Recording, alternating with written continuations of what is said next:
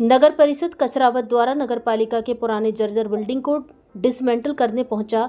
उसमें निवासरत 5 परिवारों को बेदखल कर डिसमेंटल करने की कार्यवाही पुलिस प्रशासन एवं राजस्व अमले के साथ करने का प्रयास किया गया।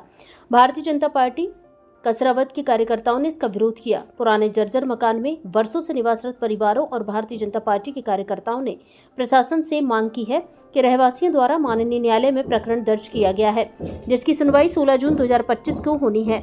इसके बावजूद नगर पालिका परिषद कसरावत तोड़ने को तैयार है।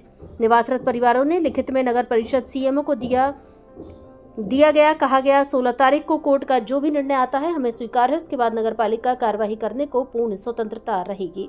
भारत संवाद खरगोन से शाहिद खान की रिपोर्ट।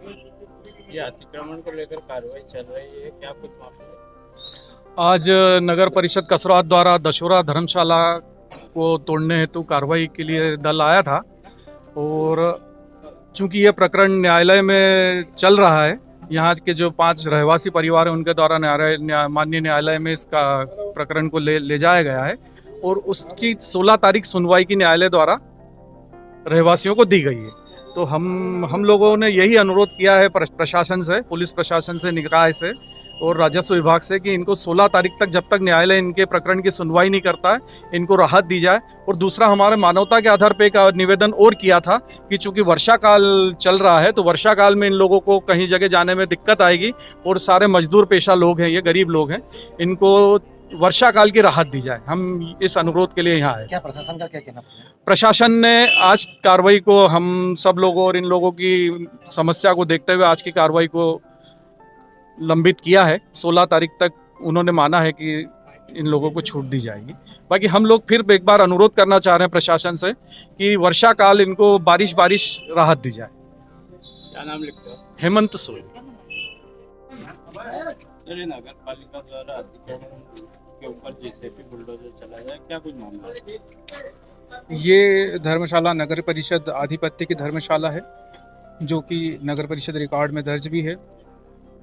ये जीर्ण शीर्ण होकर पूरी तरीके से क्षतिग्रस्त हो गई है और शासन के निर्देशानुसार जो जीर्ण शीर्ण भवन हो गए हैं उनको डिमोलिश करने के भी निर्देश प्राप्त हुए और इसी परिप्रेक्ष्य में हम इसको डिमोलिश करने के लिए 29 तारीख भी निर्धारित किया था, 29 अप्रैल को।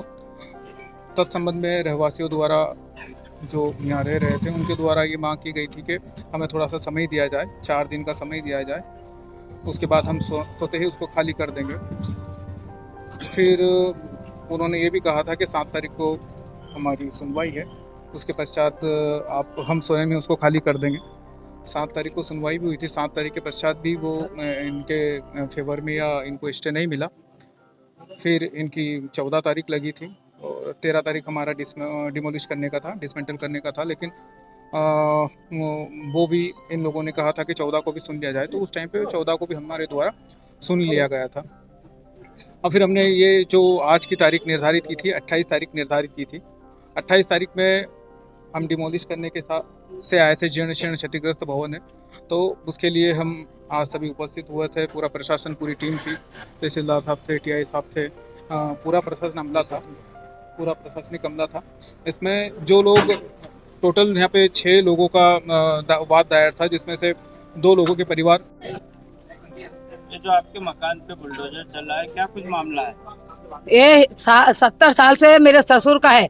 मेरे ससुर यहाँ रहते थे, वो शांत हो गए, उसके बाद हमारा कब्जा है।